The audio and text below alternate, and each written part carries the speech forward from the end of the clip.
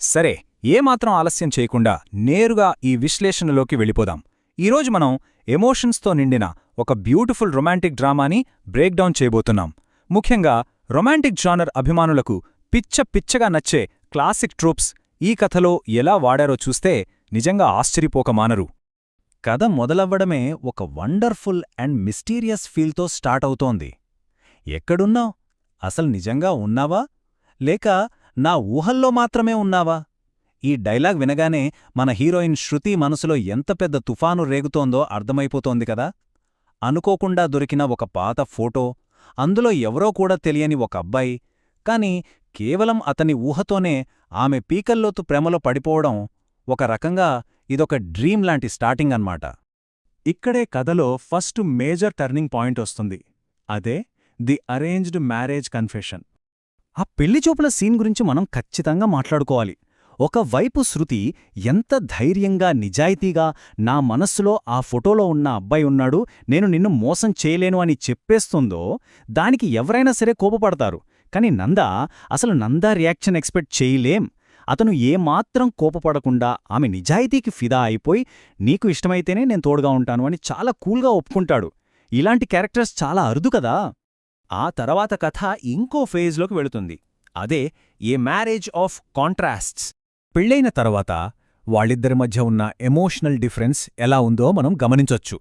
ఒకవైపు నంద ఆమెను ఒక మహారాణిలా చూసుకుంటున్నాడు, ఇష్టమైనవన్నీ వండిపెడుతున్నాడు, ఆమె సంతోషమే అతనికి లోకమన్నట్టుగా ఉన్నాడు. కాని మరోవైపు శృతి పరిస్థితి చూస్తే నందమీద రెస్పెక్ట్ పెరుగుతున్నా సరే ఆమె కళ్లల్లో ఇంకా ఏదో వెలితి. అంటే నంద పక్కనే ఉన్నా ఆమె మనస్సు మాత్రం ఇంకా ఆ ఫోటోలోని అబ్బాయి చుట్టూనే తిరుగుతోంది. నిజంగా ఇదొక పెయిన్ఫుల్ సిట్యువేషన్. కాని ఇక్కడ సహజంగానే ఒక పెద్ద డౌటు వస్తోంది. అసలు నంద ఎందుకు ఈ వన్ సైడెడ్ మ్యారేజ్ని అంతగా యాక్సెప్ట్ చేస్తున్నాడో? తన భార్య వేరొకరిని ఆరాధిస్తుందని తెలిసినా అతను ఎందుకు అంత ప్రశాంతంగా ఉన్నాడు? క్లైమాక్స్కి వెళ్లే ముందు ఈ ప్రశ్న కథలో ఒక రేంజ్ ఉత్కంఠను పెంచేస్తోందే. ఇప్పుడు ఈ కథలోనే అతిపెద్ద రివీల్ గురించి మాట్లాడుకుందాం. అదే ది మేజర్ ప్లాట్ ట్విస్ట్. ఇక్కడే కథ మొత్తం ఒక్కసారిగా టాన్ అవుతుంది. ఆ ఫోటోలో ఉన్న అబ్బాయి మరెవ్వరూ కాదు, స్వయంగా నందనే. ఆ టైంలైన్ గమనిస్తే ఆ రోజు పార్క్లో కావాలని ఆ ఫోటోని జారవిడవడం, శృతి దాన్ని తీసుకోవడం, చాటుగా చూడటం, కేవలం ఆమె కోసమే కష్టపడి పైకి రావటం, చివరికి ఆమె వాళ్ల నాన్నను కలిసి పెళ్లికి ఒప్పించటం, మైండ్ బ్లోయింగ్ కదా. ఇదంతా చూస్తుంటే ఆమె మీద అతనికున్న ఏళ్లనాటి సైలెంట్ లవ్, ఆ డెడికేషన్ ఏంటో మనకర్థమవుతుంది.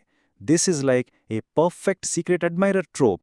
మరి ఇన్ని రోజులు పక్కనే ఉండి శృతి అంత బాధపడుతున్నా సరే ఈ నిజం ఎందుకు ముందుగా చెప్పలేదు అని ఎవరికైనా అనిపిస్తుంది. దానికి నంద చెప్పే రీజన్ చాలా హార్ట్ టచింగ్గా ఉంటుంది. నా ప్రేమ నీకు ఎక్కడ భారంగా మారుతుందో అని భయపడ్డాను అని చెప్తాడు. అంతేకాదు, అసలా ఫోటోలో ఉన్నది తానే అంటే తను నమ్ముతుందో లేదో అన్న సందేహం కూడా అతన్ని ఆపేసిందట. ఇదొక డీప్ ఎమోషనల్ పాయింట్. ఇక ఈ నిజం తెలిసాక కథలోని ఇమోషన్స్ పీక్ స్టేజ్కి చేరుకుంటాయి.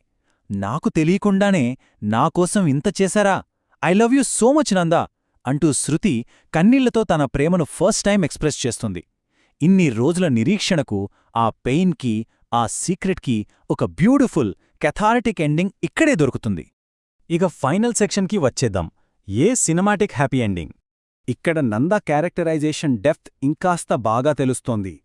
అతని ప్రేమ కేవలం ఆ ఫోటో ఇన్సిడెంట్కే పరిమితం కాలేదు.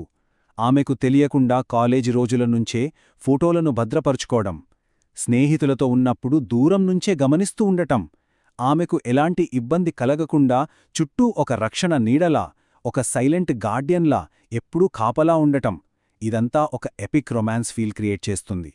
ఫైనల్గా ఒక అద్భుతమైన థాట్తో ఈ విశ్లేషణను ముగిద్దాం. మన లైఫ్ ఒక సినిమాలాగా ఉంది కదా?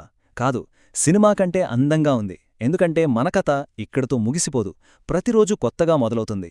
వినడానికి చాలా బాగుంది కదా, కాని ఇక్కడే మనం ఆలోచించాల్సిన ఒక చిన్న పాయింట్ ఉంది. ఇన్ని సంవత్సరాల సీక్రెసీ, ఒక రకమైన మ్యానిపులేషన్ మీద ఆధారపడిన ఈ బంధం నిజ జీవితంలో ఒక పర్ఫెక్ట్ రొమాన్స్కి దారితీస్తుందా, లేక ఇదంతా కేవలం ఈ రొమాంటిక్ జానర్ సృష్టించే ఒక బ్యూటిఫుల్ మాయాజాలం మాత్రమేనా? ఈ ఆసక్తికరమైన ప్రశ్నతోనే ఈనాటి మన విశ్లేషణను ముగిద్దాం.